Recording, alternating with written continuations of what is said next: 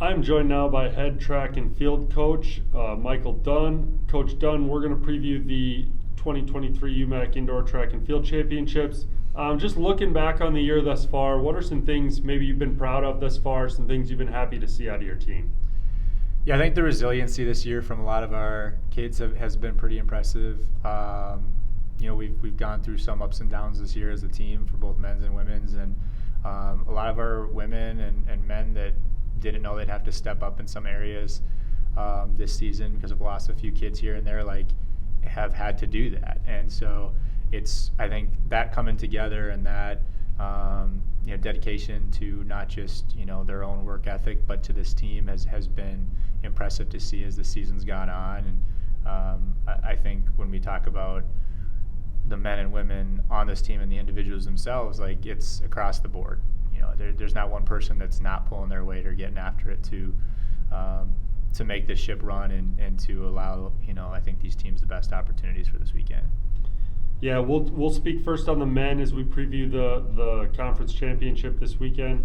Last year you had obviously a few guys perform really well there. Brought in some new kids who are also kind of sneaking their way into the top 5 in the conference in their respective areas. What are some things you're just looking for out of the men as they go compete at Superior this weekend?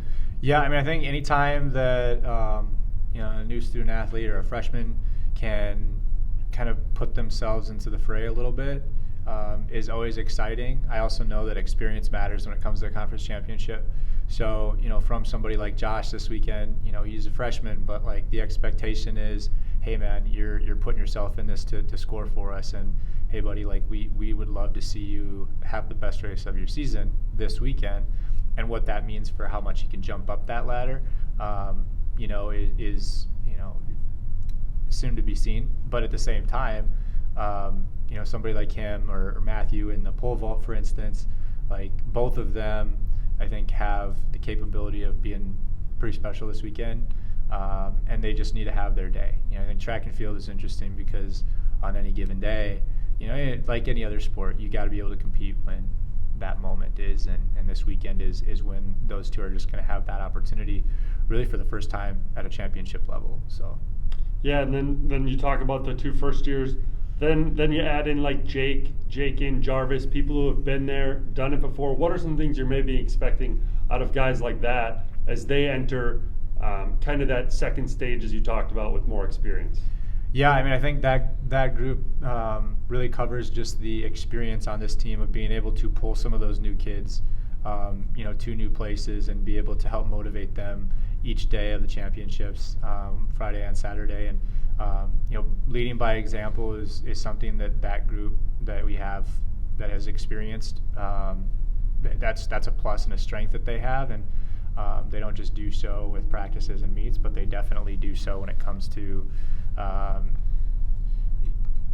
being able to help another individual on the team with their own motivation or their confidence levels. So I think when it comes down to Jake and Jarvis, is the opportunity for these guys to really go out and have a day is important for them just as much as it is for them to be able to get these other guys on the team to perform too. It is a team sport in that sense, and we want that to be there throughout the day as well. Yeah, you talked a little bit about the youth of the men's team. The women's team, kind of the opposite. You guys bring back a lot of experience. Obviously, Steph and Kayla did really well at the conference championship last year.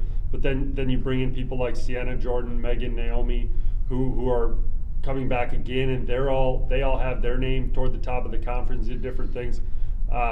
What are you looking for out of that group? And even beyond, obviously, you guys have had a lot of people place high in different events thus far. What are some things you're looking for out of the women this weekend?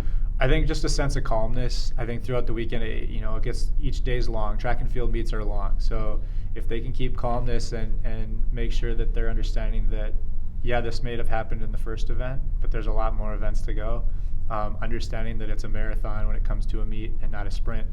I think it's going to be really important for our women that are experienced to be able to understand that, yeah, we want this first event, yeah, we want this second event, yeah, we want this third event that we're involved in, but at the same time, focus on just one at a time, and we're going to get to that final event as the meet's going on, no doubt, but at the same time, we need to make sure that we're just taking it step by step, putting whatever happens in that first event behind us, whether we're doing really well in it or doing really poor in it.